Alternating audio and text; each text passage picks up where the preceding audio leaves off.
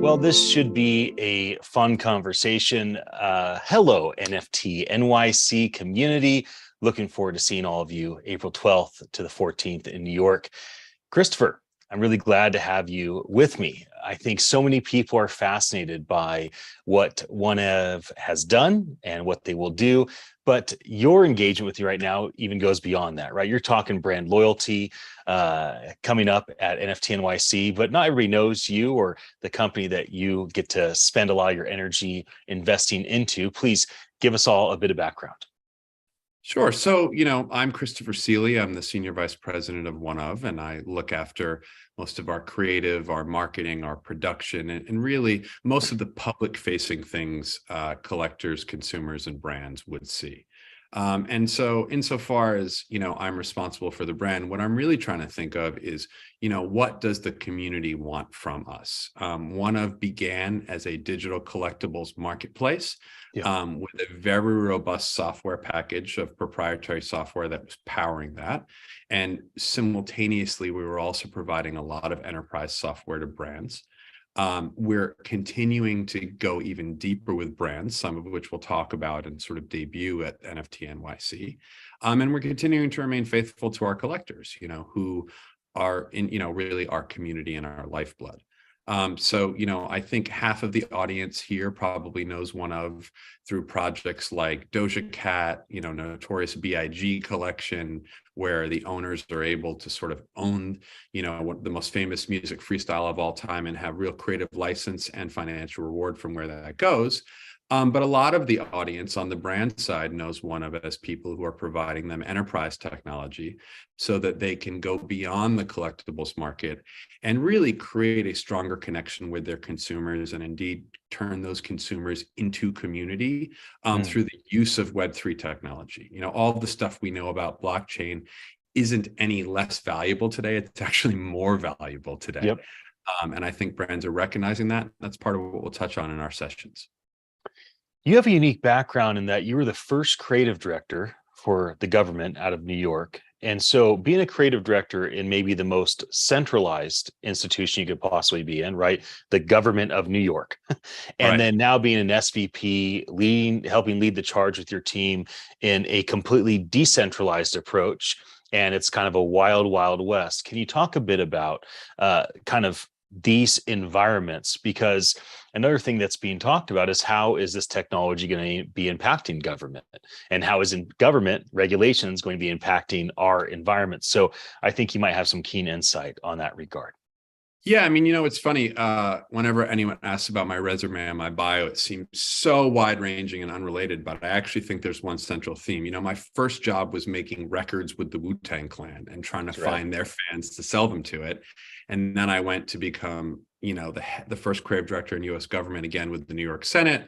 I later worked for financiers directly like George Soros and Pete Peterson, founded a blockchain startup and hedge fund, and here I am at OneOf, right? And so on the surface, those seem very disparate. As you said, government is centralized. There's a central bank, a central army, a central authority. The goal is to disseminate messages downward. But whether you're selling a record to fans or trying to get voters to care about an issue, or trying to engage a decentralized community of not just consumers, but real stakeholders, I think the central principle, if you're doing it right, is the same. What I want to do whenever I'm creating something, whether it's a piece of art or copy or a marketing strategy, is I'm trying to reach out to you as an individual and create an emotionally resonant bond with you. And the best case scenario is that I do that so authentically and so honestly and deliver so much value to you that you tell other people, right? People talk about viral marketing. Well, viral marketing can be achieved through algorithms and manipulation of big tech social platforms, but the best way is actual word of mouth. And I think the decentralized world that we're living in, not just with sort of the early adopters like the brilliant people that sort of thought of these crypto communities, but really just the world we live in writ large, is a world where if I can provide value to you, there is now this entire empowerment network for you to tell all your friends and associates, and you as the messenger who is convinced by me as the provider of value you are a much more powerful amplification tool for me, my brand, my artist, whatever it is, than I could ever be. So I think there's this real notion about decentralization that it is new in terms of its technical approach, but I think the value of it is really timeless. Brands or artists, they had a one-to-one approach. The brand or artist, they send you a message and they hope you receive it, and then they go and they repeat that individually with everybody else. Right. That is inefficient. What is much better is if a brand can really give you value and give you agency in ways that blockchain, if not uniquely allows, powerfully provides for. You then actually are the one creating the peer-to-peer community. And all I have to do as the artist or brand or something like NFT NYC is just be intellectually honest, live up to what I say, and provide value. It's really, and think about it in your own lives. What do you trust more? A commercial for a product you like, or someone who you trust in your own life saying, hey, that product's great, you should use it.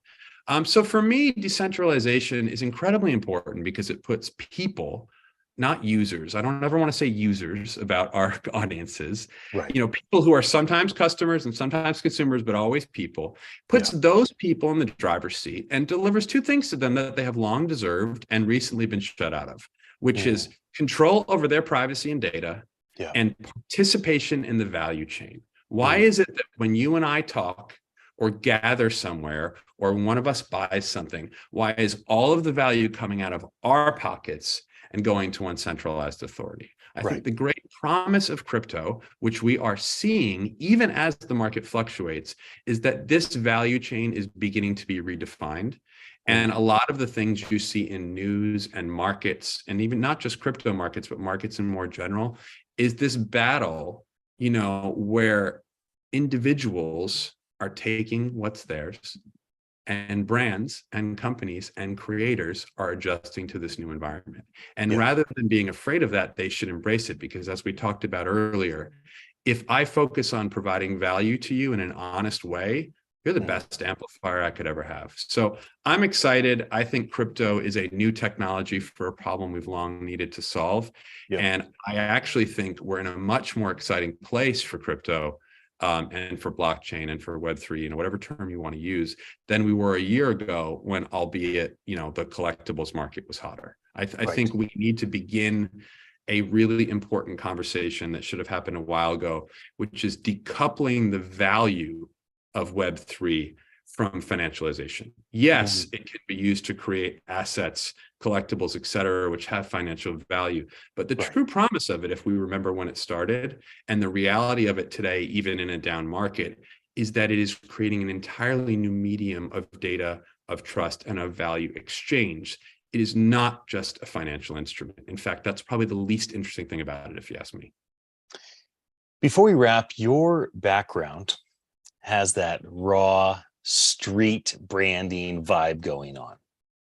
And you and I were geeking out on analog and guerrilla methods of marketing advertising. If you could pick one thing that's analog, and not like a general build a community, please, but like a specific thing that NFT projects should be thinking of when it comes to building brand loyalty, what is something, or maybe a couple things, that kind of rise to the top that potentially people are so focused on the digital, so focused on the automation, so focused on the AI that they don't even consider that maybe they should X? So I thought you might have this is a bigger answer. I think from a inspiration standpoint. So we were joking earlier about my background, as a senior vice president of a large Web3 company, this sort of tattered street background is not necessarily what you would expect, but it's incredibly important to me because it signifies the lesson I learned growing up in various businesses, which was, if you want to understand what your product, whether that product is a song or a law or something else, quite literally walk the streets of New York City for a couple hours and you'll find out. You'll understand where the buzz is and where the buzz isn't. Now, obviously, now that, the Web3 world has really enabled a borderless economy, right? And a borderless community, that's harder to do.